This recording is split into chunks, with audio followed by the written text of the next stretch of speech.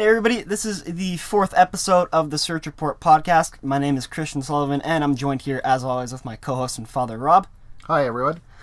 So today, this is sort of just our final wrap up of the trilogy to the Internet Marketing 101 series. Our second podcast, we talked about just website development, that sort of thing, content management systems. On our second podcast, we talked about search engine optimization, a few small tools, a little bit of social media, and now on our fourth podcast here, we're going to be talking about some social media stuff, content marketing, inbound marketing, growth hacking, all that fun stuff that everybody's been talking about lately on Twitter for the past couple of years.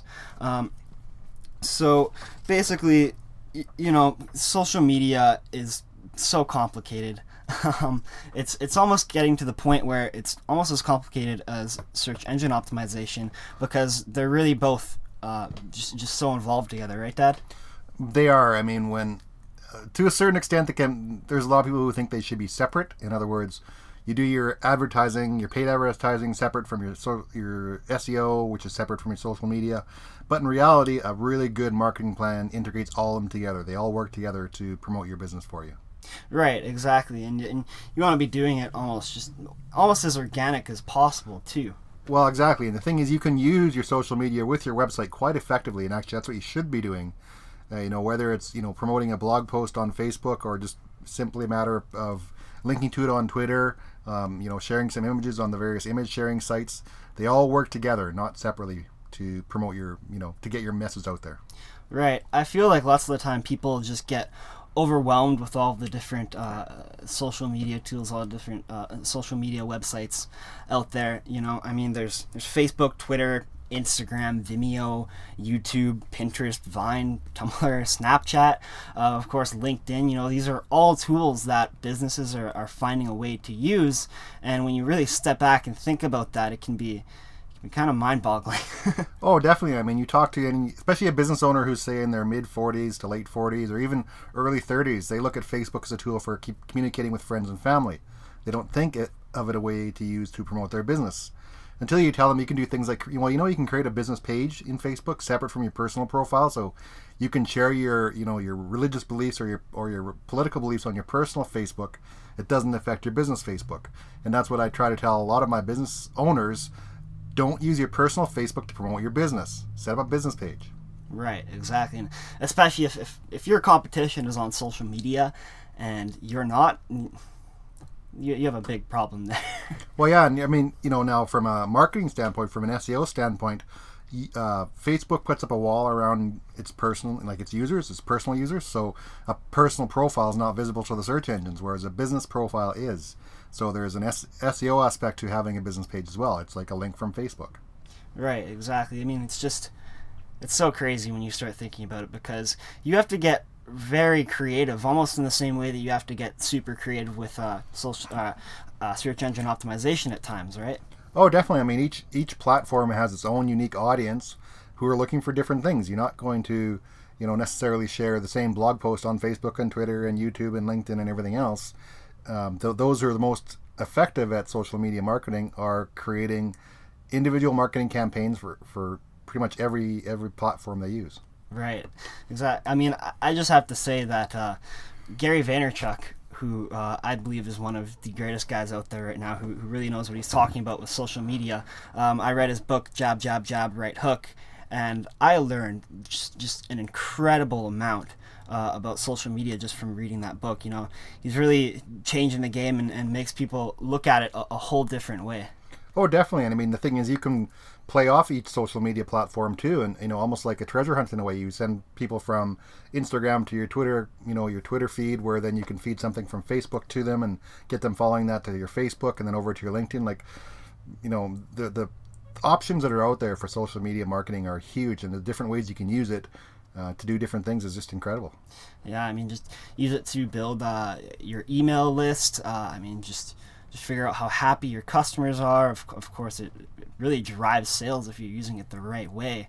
I mean, there's so many tools. I mean, I see people who are using Udemy, like the online university, essentially to help promote their brand. They're putting up courses teaching people how to do what they do, and in turn it helps them get more business, because lots of the time these people realize like, oh, I can't do this on my own. Well, exactly, and I think that's a key point.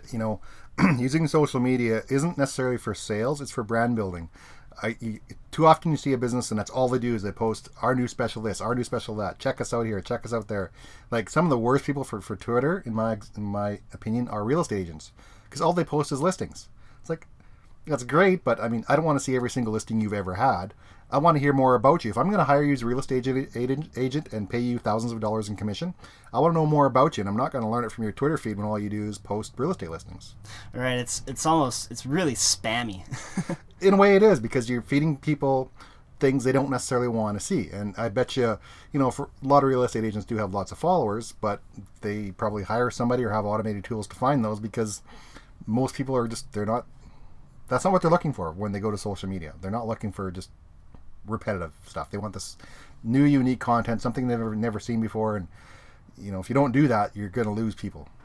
Right, and I feel like especially with Twitter, Gary Vaynerchuk has said it's the last true social network, in the sense that it's really meant for one-on-one.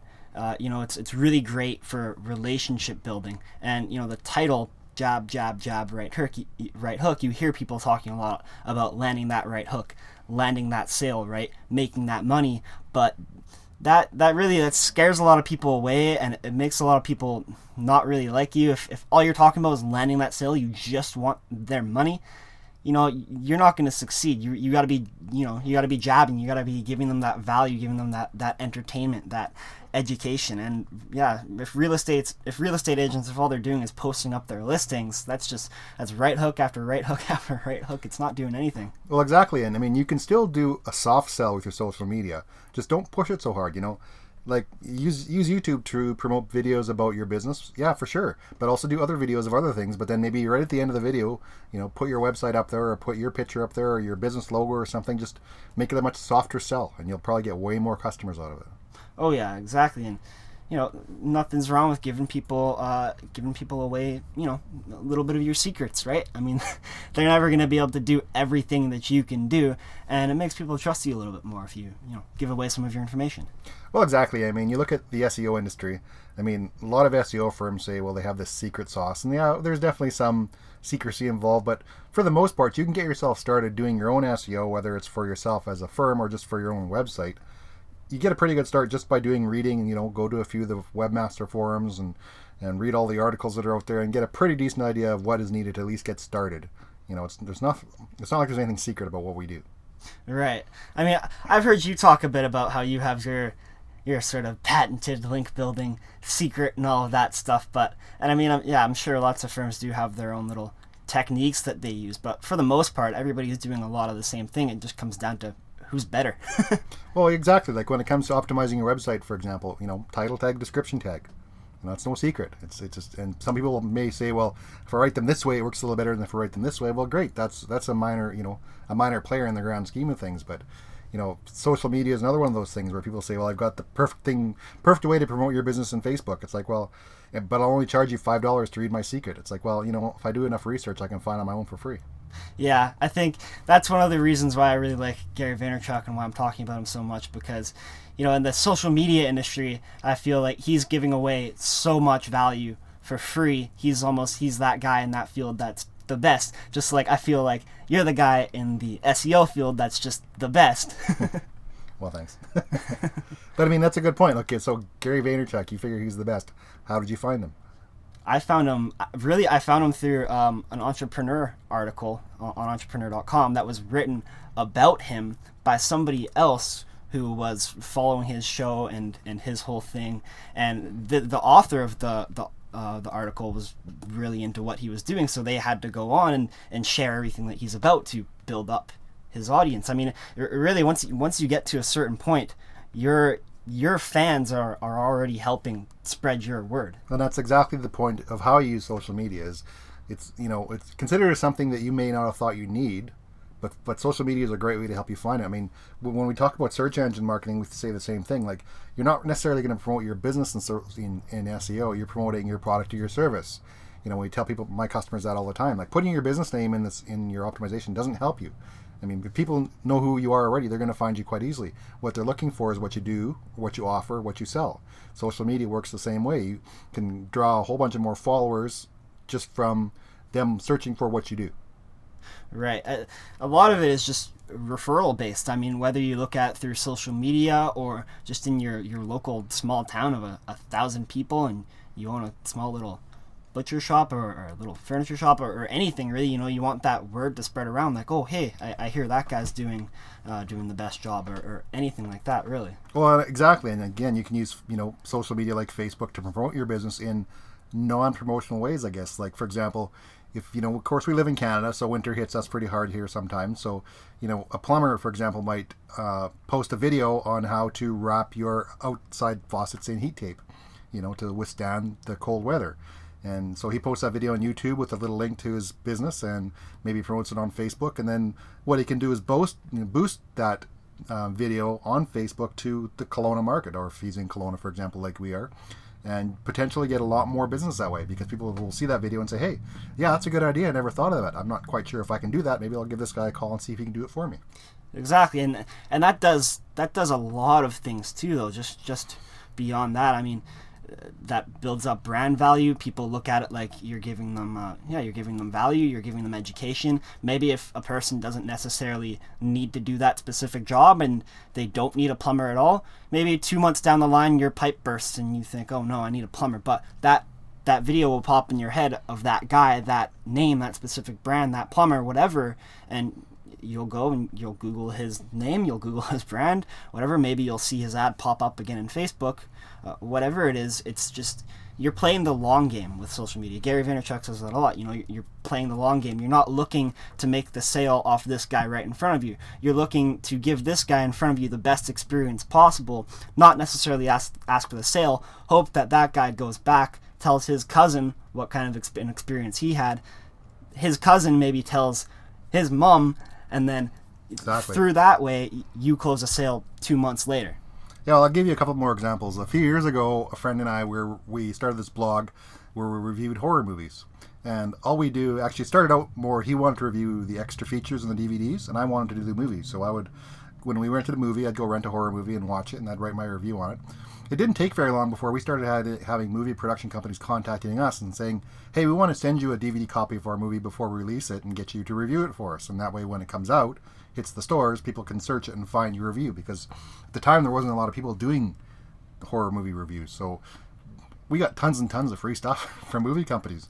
The same goes for, actually, there's a YouTube channel I subscribe to, and the guy is he just travels. He's got a fifth wheel trailer, and him and his wife are from somewhere in British Columbia here, and they go south for a few months, and every week or two he posts a video about something he's done or something he's tried or something new he's learned. One video I watched was all about generators and how to use generators to power your RV, but he gets all kinds of free stuff sent to him too. Like, I just watched a video not too long ago here where a manufacturer sent him a new front hitch for his fifth wheel. And if you're familiar with fifth wheels, like, there's a little hitch at the front of it that hooks into your truck. Well, they sent him a new one of that, which they're probably a couple $1,000s. They sent it to him for free just so that he would do a review of it. And that's the kind of thing where social media can help you in a roundabout way, because even though he's not in the business of making money on his YouTube videos, he's getting promotion, he's getting noticed by the companies who supply those things, because what they want is they want a free plug for their product or service that he will give them.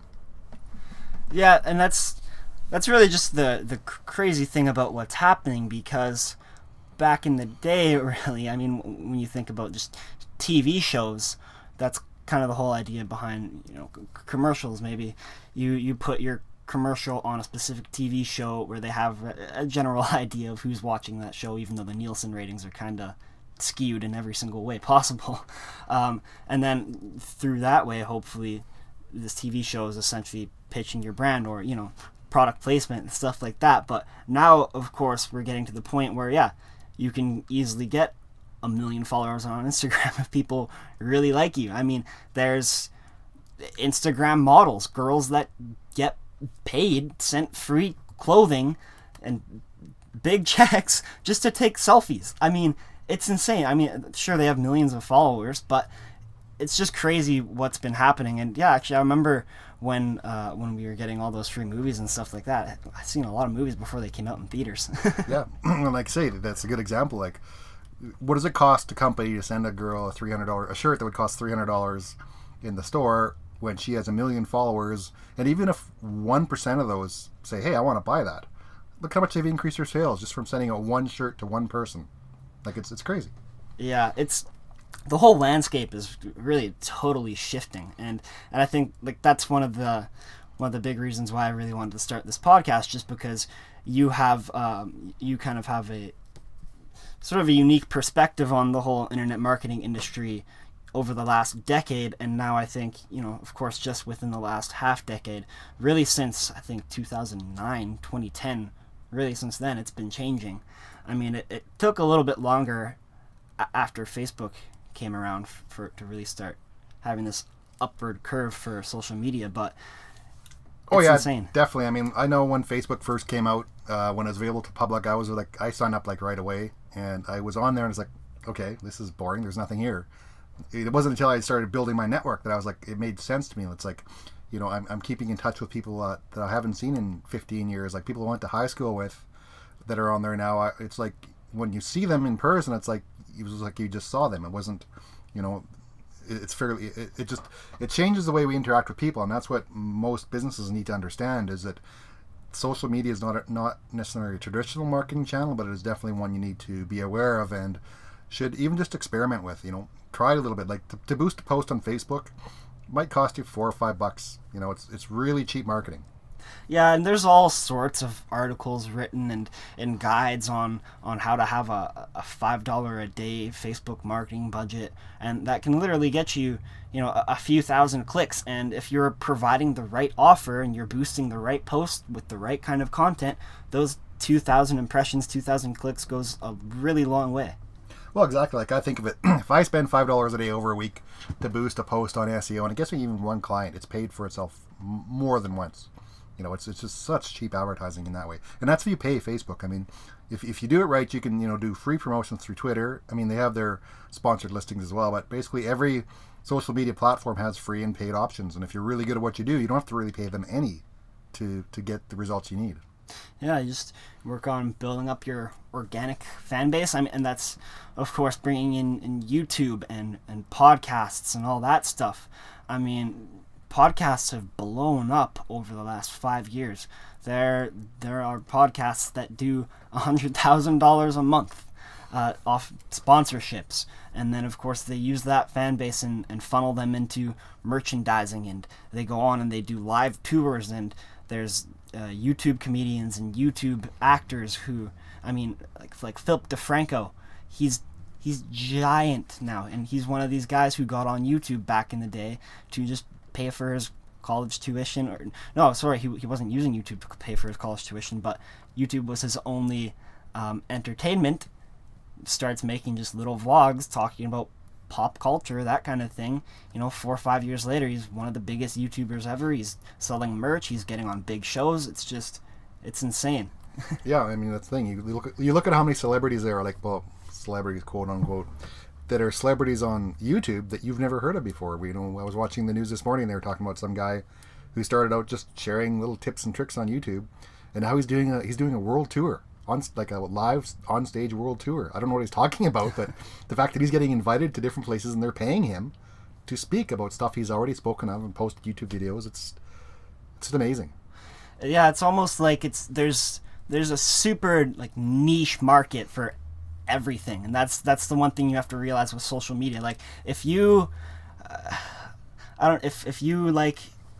here's actually a perfect example.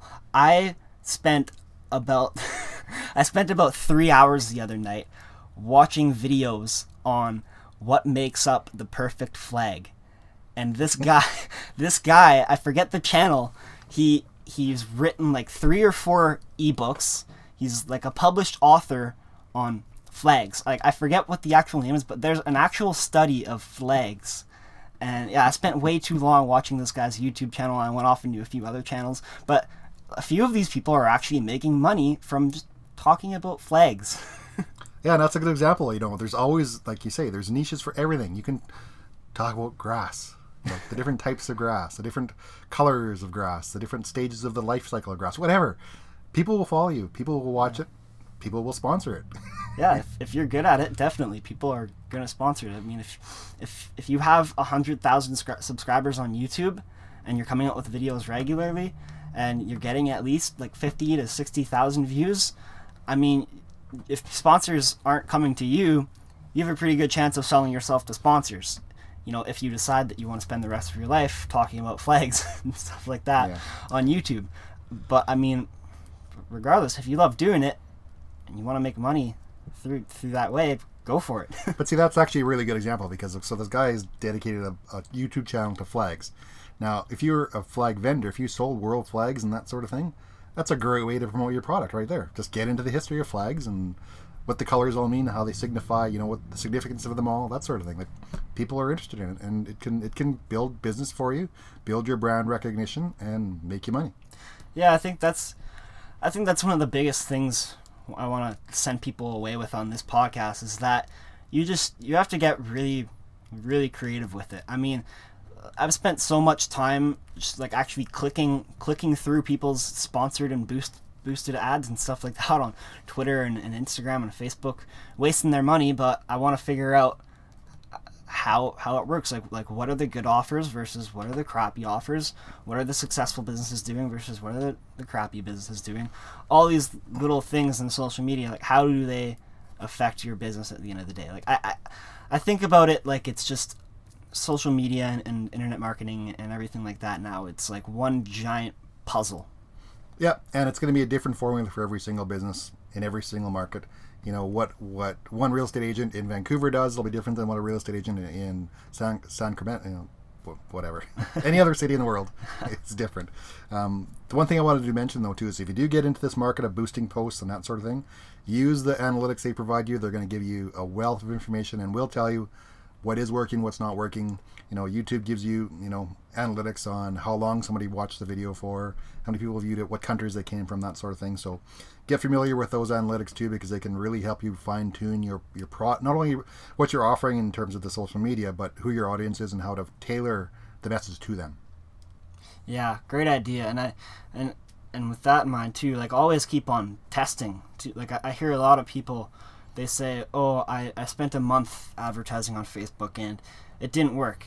It's like, okay, well, like you used the wrong offer, right? Like lots of people they're boosting articles that they wrote off of their website, and it's just, they're not really giving away a lot of information. Like I'm not a big fan of boosted like text posts or articles. Like I feel like videos and pictures and stuff like that work the most, except with that in mind too, like test what works best for your business. Make an infograph for a specific education thing. Make a YouTube tutorial on the same thing, and A/B test it. Figure out which one gets the most views, most clicks, most email subscriptions. Whatever your goal is, test. Don't just stop after your first campaign. The first question you ask yourself is why, and that's where the analytics could come in and help you. You know, using the analytics on the service, you can say, well, why didn't it work for me? Oh, well, because people clicked on it and left right away. Well, there you go. I mean, between, say, Facebook analytics and your website analytics, for example, if you got a lot of referrals from Facebook, but they're bouncing back to Facebook right away, well, obviously they didn't find what they were looking for. So whatever you did on your site didn't work, refine it a little bit. Like, there's lots of ways you can make it happen. Yeah, exactly. Quitters never win. There you go. Yeah. All right. Well, I think we covered a decent amount here today for social media. Of course, as always, you guys can send in your questions to either my Twitter or my dad's Twitter. Dad, what's your Twitter? rsullivan25. Okay. My Twitter is ChristianRJS. Same with Instagram. Send me your questions anywhere. And thanks a lot for listening, you guys. I hope you have a great Monday. Thanks.